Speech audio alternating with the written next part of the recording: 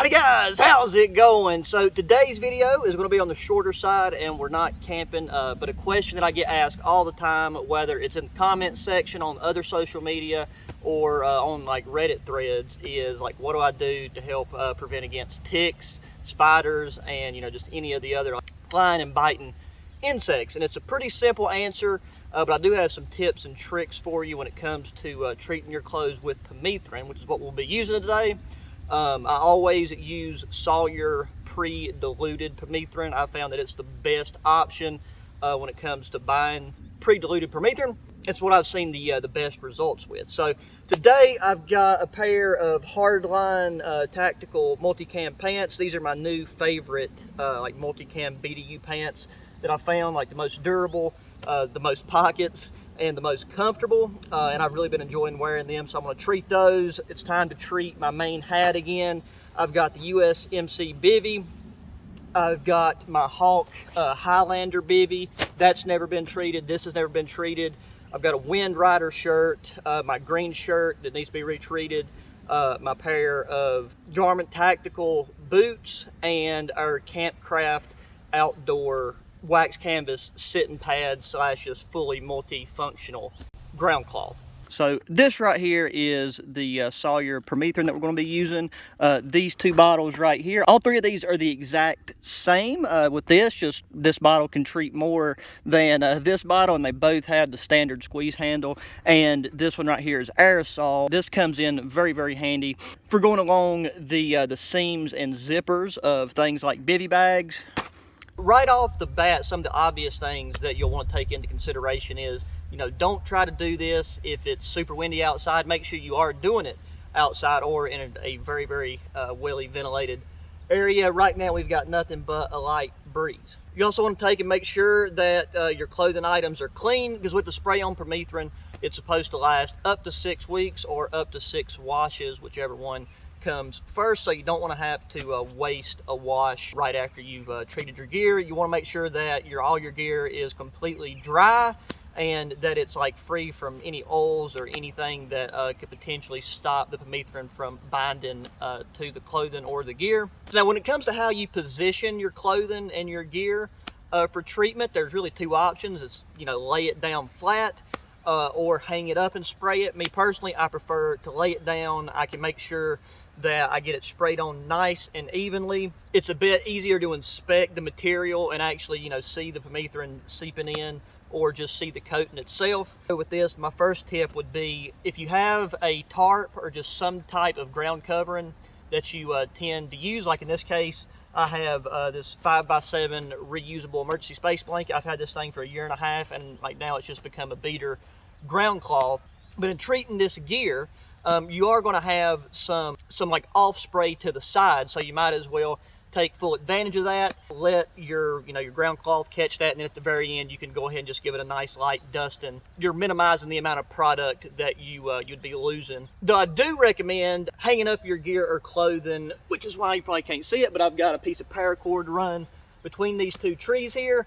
You don't even have to worry about fooling with clothespins or anything like that. You can just take and drape it over, because airflow will get in between the materials, especially if there's a breeze like we got today. So we're going to start with the simple items. First up is going to be my hat. Now, whenever you get your bottle, it's very, very important to make sure it's shook up really, really well, because you want the concentration of permethrin to be distributed evenly.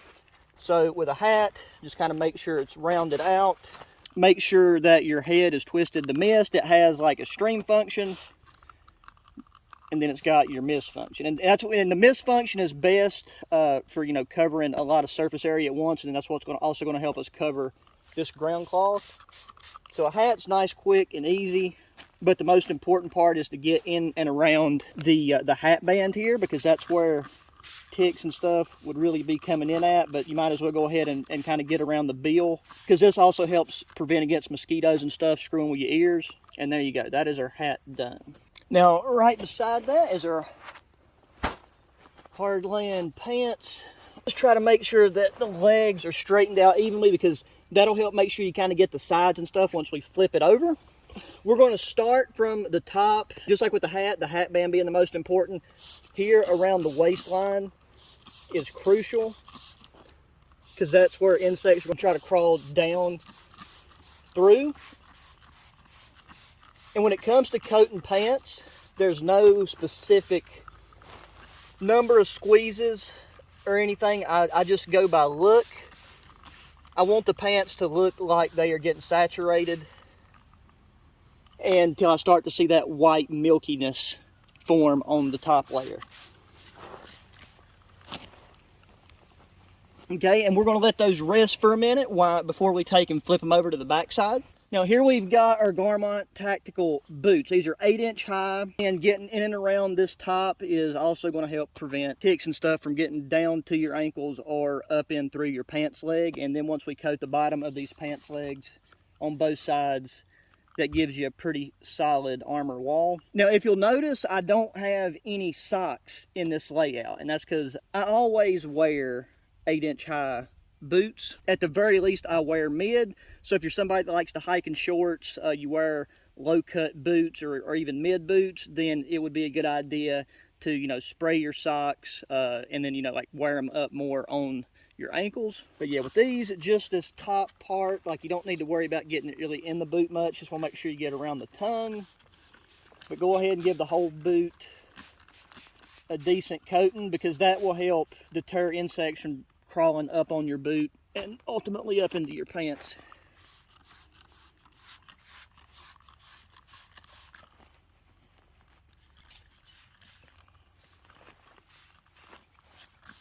And it is okay to get this on your skin, so don't fret about your hands getting a little spray on them. Here's probably going to be the simplest one of them all. This is our wax canvas ground pad.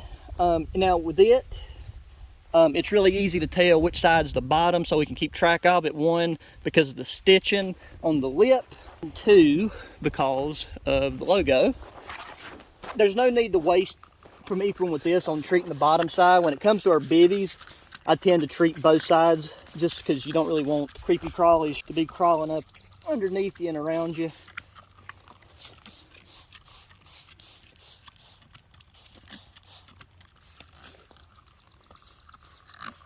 Yeah, you start to see that nice milky coating on it.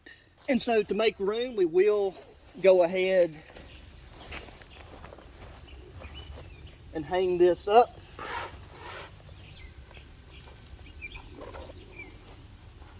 And since it's lighter of our items, we'll push it over because this will start to sag a little bit. Here's one of my Wind Rider UV shirts. With this type of material, this stuff does adhere to it. You don't really have to give this as heavy of a coating, just a nice light mist with just more emphasis around the hood, because that's the reason why I really like these shirts this time of year, is of the neck gaiter and this hood that helps keep flying insects from annoying you to death. Yes, I mean, you can tell by the stains, I've wore this quite a bit. Okay, yeah. So with that one, we'll go ahead and hang it up. Green button-up shirt. Go ahead and just get the most important parts around the collar.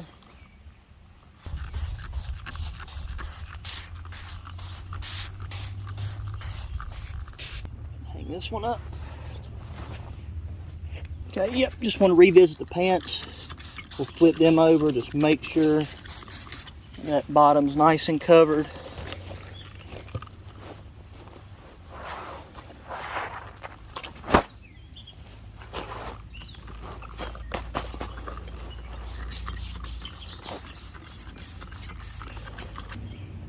Alrighty, so we'll let them chill out, and now we'll move on to the bivvies. So if you're not familiar with the USMC bivvy, you can take and fully enclose yourself in here. It's got a bug net on the face held up by internal wires, and it also has a flap in here that you can zip in to make this thing 100% waterproof, so this can be a standalone shelter. There was a small tear in the mesh here, so I put a gear aid patch on it, so if you're curious, that's what that is.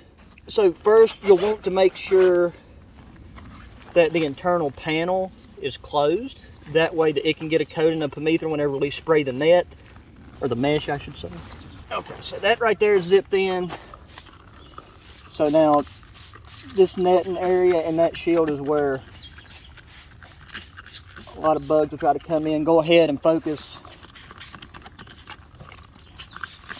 on coating around the front here, down to these corners and the back of the hood.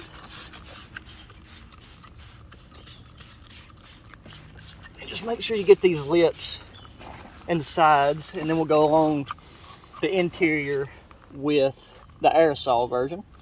We'll just start coating this whole top section. So now while I'm doing this, one thing I'd like to touch on, so you can take and put this on a tent. For me, where I'm taking and constantly testing new gear and using new gear, it's just not really feasible for me to take and treat every single tent that I end up using. You don't need to treat a whole tent. So like with this is a bivvy bag, the armor shell of your sleep system. If you have a tent, the only part you need to focus on treating is like around like your main door mesh area, around the bathtub floor. And then with the rain fly, just focus on the area, once again, around the doors or any area of the rain fly that you come in contact with. That way, if you had any insects like ticks that would be crawling on it, they should avoid the areas that you might be coming in contact with your clothing. I'm going to take real quick before we get to doing the zippers. I'm going to hang my pants up. I'm going to get my Hawk bivvy out and go ahead and do to it what I've done here so far.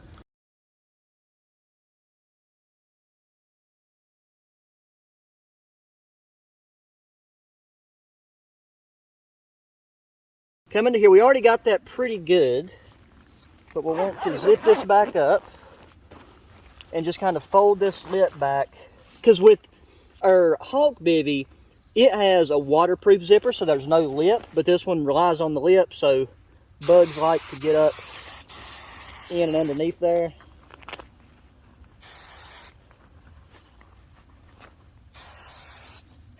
And luckily, like, this only goes down about halfway.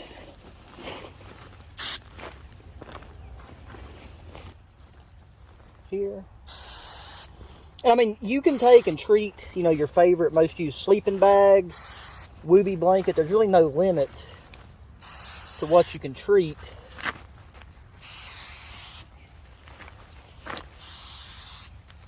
There you go. So other than the back side, that one's done. And then, like I said, this one just has the waterproof zipper, no lip. We've already got this area really good, but these tiny little like gap areas where these three zippers meet, that right, that's a spot that you really want to get good.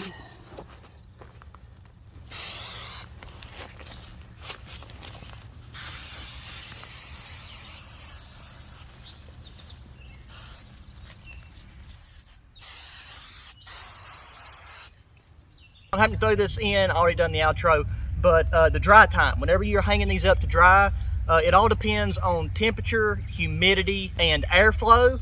Right now we got a breeze, but the humidity is really high, so it's probably going to take these things, you want to give them probably at least 2 hours. Alrighty guys, so I'm not going to make y'all have to sit there and watch me do the back side of these, because it's the exact same process. I'll just take and flip these things over, give the back side a good coating, hang them over this clothesline, and that'll be it. So I hope this helped at least the people that have been commenting and asking about it. If you know anybody that has had the same question, please share this video with them. And now if you have any questions about some like specific gear and how to treat it, feel free to ask me down in the comment section, because I've treated a pretty wide variety of stuff with permethrin, and I've yet to find anything that you can't. I'm sorry that I didn't show a tent. I just currently don't have a tent that I'm using very consistently, so there's no point really wasting product on it. Guess that's going to do it for this one. So make sure you hit that thumbs up button, subscribe if you haven't already, share the channel with your friends, family, anybody that enjoys the good old outdoors or outdoor gear. You can check the links down in the description if you're interested in any of the gear you see today, any of the clothing, and I'll have a link to this exact Sawyer repellent, because I know sometimes it can be a little bit off-put whenever you just search some of this stuff for, like, maybe it's your first time, and you'll see it called different things by different retailers and all that. So I'll take and give you guys a direct link to the product itself. All that said, until the next one, guys, adios.